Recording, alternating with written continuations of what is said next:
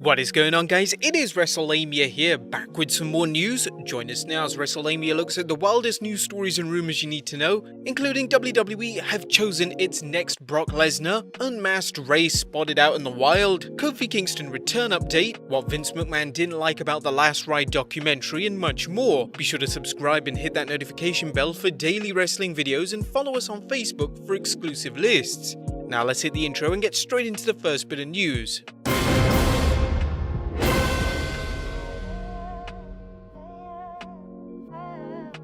Now it looks as if the WWE have chosen its next Brock Lesnar. Ever since the departure of Hulk Hogan in the WWE, they've always made sure they've had their next megastar ready, whether this be Shawn Michaels, Bret Hart, The Rock, Stone Cold Steve Austin, John Cena, or even Brock Lesnar. Now the beauty about Lesnar is he was booked in quite a different manner. He was made to be unstoppable in the ring. He's won countless championships and there have only been a select few who have defeated him cleanly. But out of many of those championship matches, many of these were squash matches. And now with the rumors that even though WWE doesn't need him right now, Brock could drop wrestling altogether and either go back to UFC or retire outright. There could be rumors that he goes to AEW, but that's hardly likely. But whatever the case, in order to prepare for his absence, WWE have now chosen its next unstoppable force. According to Dave Meltzer, WWE are now giving Reigns the Lesnar booking.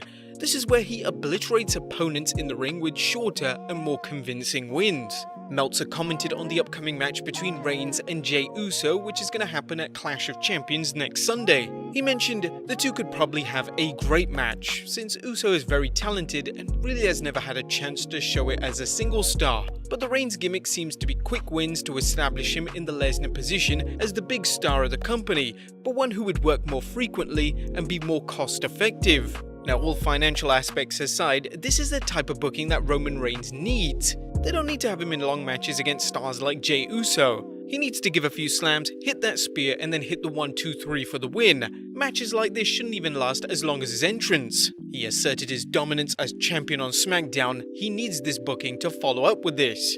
But whilst we're on the subject of Brock Lesnar, Dana White updates us on his position. Now, while Brock Lesnar is the hottest free agent in professional wrestling today, he's also in high demand in MMA. However, a recent statement by Dana White suggests that we might not see the former UFC heavyweight champion return to the octagon, despite rumors of Lesnar returning to the UFC to battle Jon Jones. UFC President Dana White spoke with TMZ Sports about a potential Lesnar return. He mentioned, "Not a word. I'd love to hear how he's doing and how his family is, things like that. I think that's going to be the extent of the conversation with him. The guy has had a long killer career. He actually came in and became a UFC heavyweight champion, and the guy's made a lot of money. I just don't see him coming back over here again at his age." While the adage never say never applies in MMA as well as wrestling, Brock's age of 43 would seem to preclude him from competing for a championship. However, a marquee match with a Jon Jones could prove lucrative enough for Lesnar, Jones, and the UFC that it shouldn't be discounted. Next up, an unmasked Rey spotted in the wild.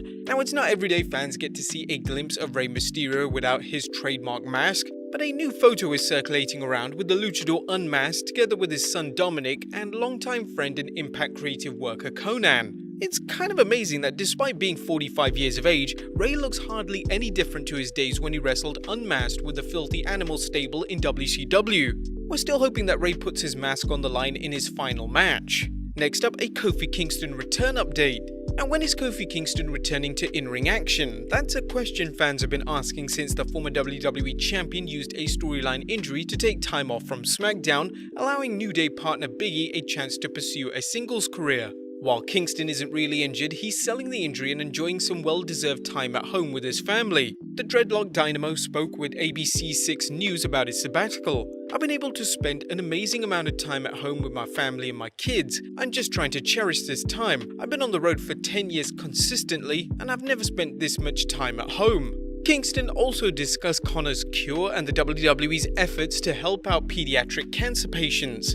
"Anything we can do to be part of that, even if it's just putting a smile on people's faces, is essential for us. We had this amazing Zoom meeting the other day. No, it wasn't face to face, but it was interactive in a way that I don't know we'd be able to do, you know? We got to meet with several people at the same time, and again, it was like all smiles. It's different interacting virtually, but at the same time, it is still doing what we love to do, and that's put smiles on people's faces and let these kids know that we are here to support them in any way. Kofi also promised to have a talk with Roman Reigns when he returns to try and find out where the big dog has aligned himself with that parasite Paul Heyman. That should prove to be an interesting conversation if it does happen. Next up, Chris Jericho talks why the Inner Circle are today's DX. While AEW is known for having a number of factions, the Inner Circle is undoubtedly All Elite Wrestling's top heel group, with Chris Jericho, Sammy Guevara, Jake Hager, and the team of Santana and Ortiz wreaking havoc on the promotion's babyfaces.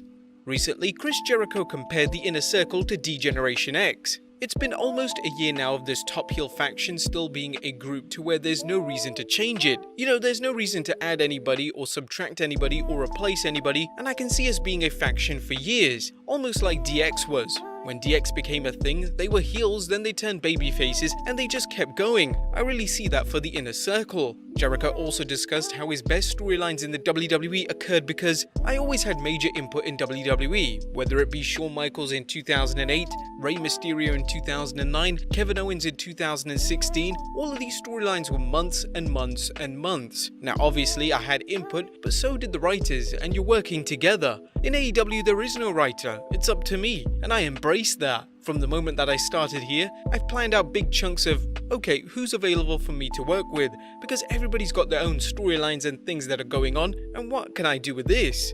Wrestler after wrestler has praised AEW due to the wrestlers' active participation in storylines and the lack of so-called wrestling writers. Do you think AEW's success stems from this, something else, or a combination of several factors such as young stars and the novelty of a new promotion?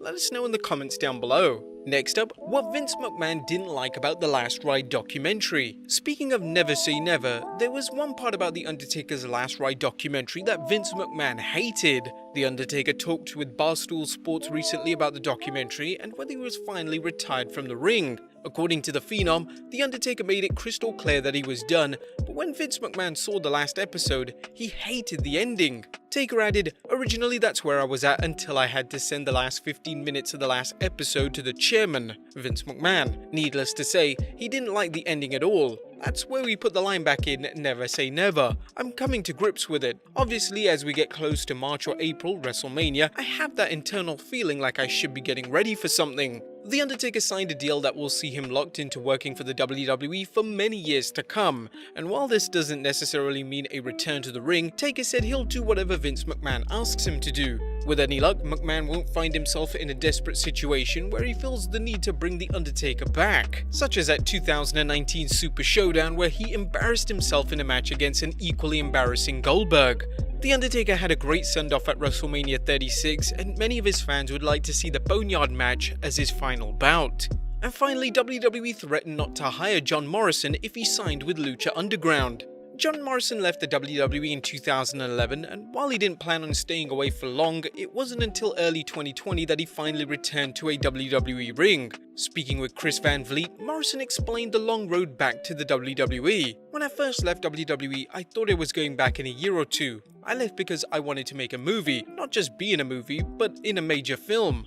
I went to UC Davis, that's what I studied in school, so I wanted to do the whole process. I wanted to write it, produce it, star in it, and when I left I thought that was going to take a year or two.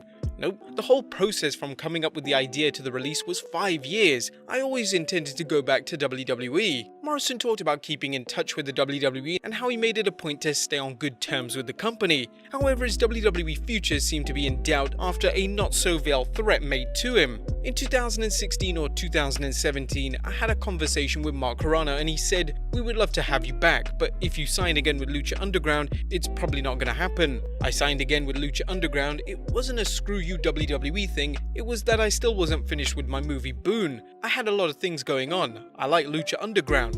Lucha Underground made me a really nice offer.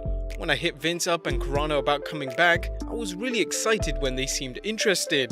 The Miz and Morrison had renewed their tag team as well as their talk show on SmackDown, winning the tag titles this year and now working in a program with the 2020 Men's Money in the Bank winner Otis. Do you think it was a good choice for Morrison to come back to the WWE? Let us know in the comments down below. Subscribe if you haven't already. Follow us on Instagram and Facebook for exclusive lists, and I'll see you next time with some more wrestling content.